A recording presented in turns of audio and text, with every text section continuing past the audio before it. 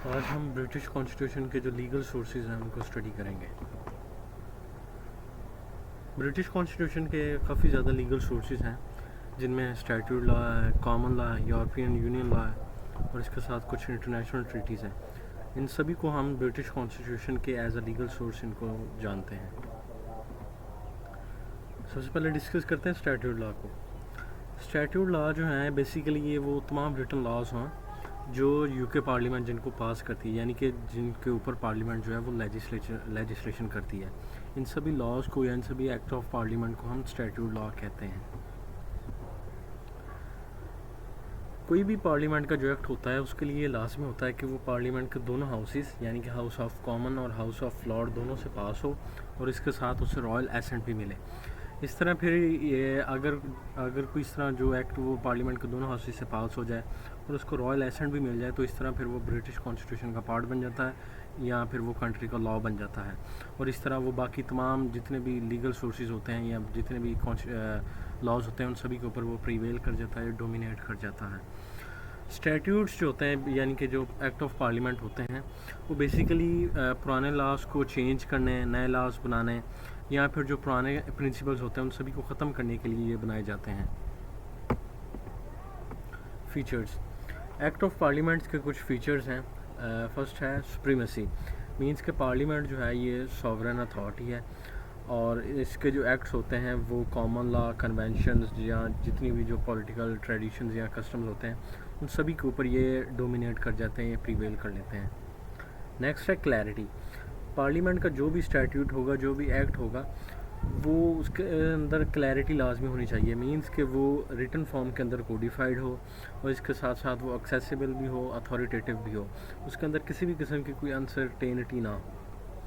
Flexibility, parliament जो है वो नए लॉज बना सकती है, नए स्टैट्यूट्स बना सकती है, पुराने को रिपील कर सकती है, उनको ख़त्म कर सकती है और इसके साथ साथ पार्लियामेंट जो है वो कॉन्स्टिट्यूशन में के अंदर with the passage of time formal जो अमेंडमेंट्स होती हैं वो भी कर सकती है।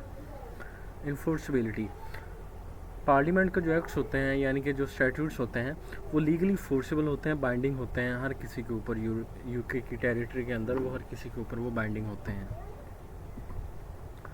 इम्पोर्टेंस, एक्ट्स ऑफ पार्लियामेंट जो होते हैं वो किसी भी डेमोक्रेटिक कंट्री के अंदर पुराने लॉज को चेंज करने, नए लॉज बनाने के लिए एक डेमोक्रेटिक वे और एक क्लियर वे जो है वो प्रोवाइड करते हैं और इसके साथ साथ वो पार्लियामेंट को इस चीज़ की इजाज़त भी देते हैं कि वो किसी भी सोशल, पॉलिटिकल और एकोनॉमिक चेंज को जिस तरह वो चाहे वो अपनी मर्ज़ी से उसको रिस्पॉन्ड करें। और इसके साथ साथ वो एक बड़ा जो यूके कॉन्स्टिट्यूशन का एक बड़ा फंडामेंटल प्रिंसिपल है पार्लियामेंट्री सॉवरेनिटी, ये उसको भी मेंटेन करते हैं, उस प्रिंसिपल को भी।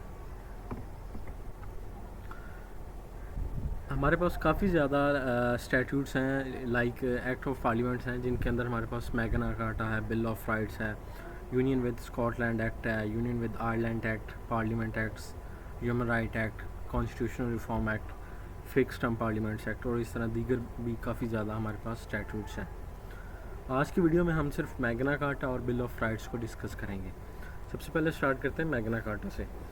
मैग्ना कार्टा जो है ये बेसिकली यूके की हिस्ट्री के अंदर एक ग्रेट चार्टर है जो कि 15 जून 1215 को किंग जॉन और जो वहाँ के जो बैरन्स थे उनके दरमियान ये कॉन्ट्रैक्ट साइन हुआ था। इसके अंदर इस तरह था कि जो किंग था, किंग जॉन, वो अपनी मर्ज़ी से सिविलियंस के ऊपर ना अपनी मर्ज़ी से टैक्सेस वगैरह इम्पोज कर रहा था, जिस तरह वो चाहता था वो उस तरह के लॉज बनाता था। तो जो बैरन्स थे वो उसके ख़िलाफ़ उकता गए थे, बड़े उससे नाराज़ थे।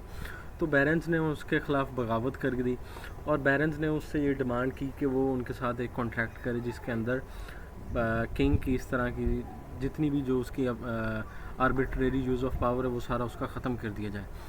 तो इस तरह फिर किंग जो जॉन था वो मजबूर हो गया, उसको ये लाजमी साइन करना पड़ा और इस तरह फिर जो किंग था उसकी जो पावर है वो रिड्यूस होगी और जो बैरन्स हैं उनको पावर मिल गई, उनको कुछ राइट्स मिल गए। मैग्ना कार्टा जो है ये बेसिकली यूके की हिस्ट्री के अंदर पहला ऐसा चार्टर या पहला ऐसा कॉन्ट्रैक्ट है जिसने मोनार्क जो था उसकी जो पावर थी उसको लिमिटाइज़ कर दिया और इसके साथ साथ जो बैरन्स थे उनको कुछ राइट्स प्रोवाइड कर दी, उनको फ्रीडम्स प्रोवाइड कर दी। इस तरह फिर ये जो मैग्ना कार्टा है इसको हम इंडिविजुअल और स्टेट के दरमियान जो रिलेशनशिप है उसको स्टडी करने के लिए भी हम इसको डिस्कस करते हैं। इसके की प्रिंसिपल्स, सबसे पहले रूल ऑफ लॉ।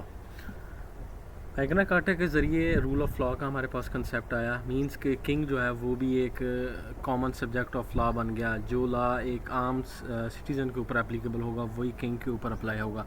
तो इस तरह किंग के लिए ये लाजमी हो गया कि वो भी लॉ को फॉलो करे जो दूसरे लोग फॉलो करते हैं। Right to a fair trial, Magna Carta के जरिए राइट टू फेयर ट्रायल का कंसेप्ट आया। मींस के किसी भी जो फ्री मैन है, कोई भी जो इंडिविजुअल है, उसको किसी भी तरीके से इलीगली डिटेन नहीं किया जा सकता, उसको इम्प्रिजन नहीं किया जा सकता विदाउट एनी लॉफुल एक्ट। और अगर कोई इस तरह करता है तो उसको फिर लॉ पनिश करता है। लिमिट्स ऑन टैक्सेशन, पहले जिस तरह किंग्स अपनी मर्ज़ी से टैक्स इम्पोज करता था तो मैग्ना कार्टा साइन करने की वजह से किंग की वो पावर भी सारी ख़त्म होगी और आप किंग जो है अपनी मर्ज़ी से किसी के ऊपर भी टैक्स इम्पोज नहीं कर सकता।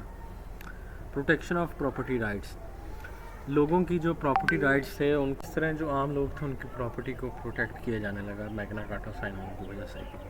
नेक्स्ट है bill of rights 1689। Bill of rights 1689 भी यूके की हिस्ट्री के अंदर एक बड़ा इंपॉर्टेंट डॉक्यूमेंट्स है। पहले इस तरह होता था कि मोनार्क जो होता था वो अपनी मर्ज़ी से पार्लियामेंट के किसी भी मामलात के अंदर वो इंटरफेयर करता था।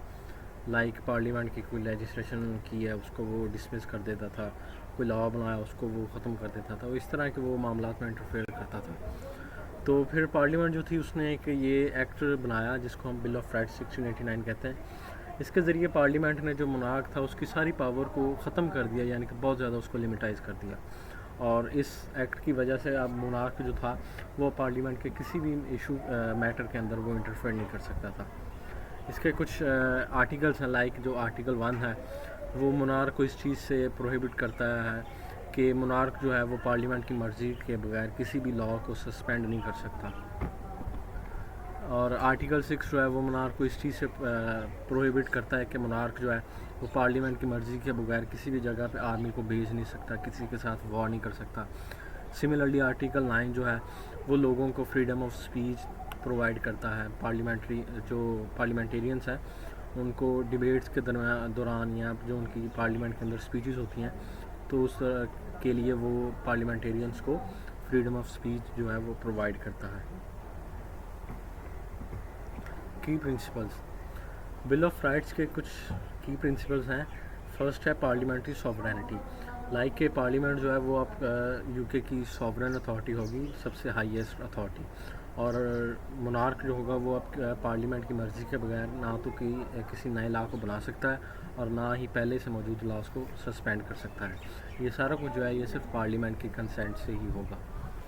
Regular parliaments and free elections, bill of rights के ज़रिए यूके के अंदर रेगुलर पार्लियामेंट और फ्री इलेक्शंस का कंसेप्ट आया, यानी कि जो जितने भी मामलात होंगे उन सभी को अब डेमोक्रेटिक गवर्नेंस के ज़रिए उन सभी को डील किया जाएगा।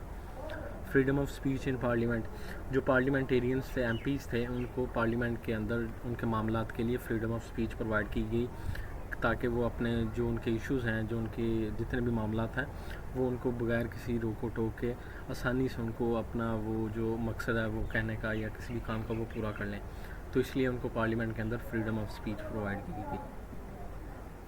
Prohibition of cruel and unusual punishment, bill of rights के ज़रिए जो पहले जो कोई किंग या जो कोई भी किसी को गैर कानूनी ज़ालमाना तरीके से सज़ाएँ देता था तो उस चीज़ को भी ख़त्म किया गया। अब सिर्फ अगर किसी को सज़ा मिलेगी तो सिर्फ लॉफुली ही मिलेगी, विदाउट लॉ या एनी लीगल इशू रीज़न किसी को भी कोई सज़ा या किसी को डिटेन नहीं किया जा सकता।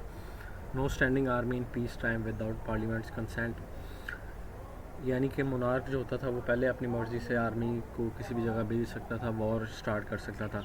तो अब मोनार्क जो है वो पार्लियामेंट की मर्ज़ी के बगैर इस तरह का कोई भी काम जो है वो नहीं कर सकता। इम्पोर्टेंस, लास्ट पे हमारे पास है बिल ऑफ राइट्स की importance. Basically bill of rights जो था ये यूके की हिस्ट्री के अंदर कॉन्स्टिट्यूशनल मोनार्की की तरफ एक बड़ा टर्निंग पॉइंट था, एक बड़ा इम्पॉर्टेंट पॉइंट था। और इसके ज़रिए जो मोनार्क था वो अब इस चीज़ को मेक श्योर किया गया कि मोनार्क जो है वो पार्लियामेंट की मर्ज़ी के बगैर कोई भी काम नहीं कर सकता, ना कोई लॉ बना सकता है, ना किसी लॉ को ख़त्म कर सकता है। अब वो एक कॉमन सब्जेक्ट ऑफ लॉ जो है वो बन गया और उसके लिए लॉ को फॉलो करना लाजमी हो गया। और इस बिल ऑफ राइट्स के ज़रिए जो है मोनार्क जो है इसको सब्जेक्ट ऑफ लॉ बना दिया गया, और इसके ज़रिए जो मॉडर्न हमारे पास सेपरेशन ऑफ पावर का जो कंसेप्ट है वो, इसके साथ साथ ह्यूमन राइट्स और रूल ऑफ लॉ का जो कंसेप्ट हैं, ये सारे भी हमारे पास बिल ऑफ राइट्स की वजह से आए। Thank you so much.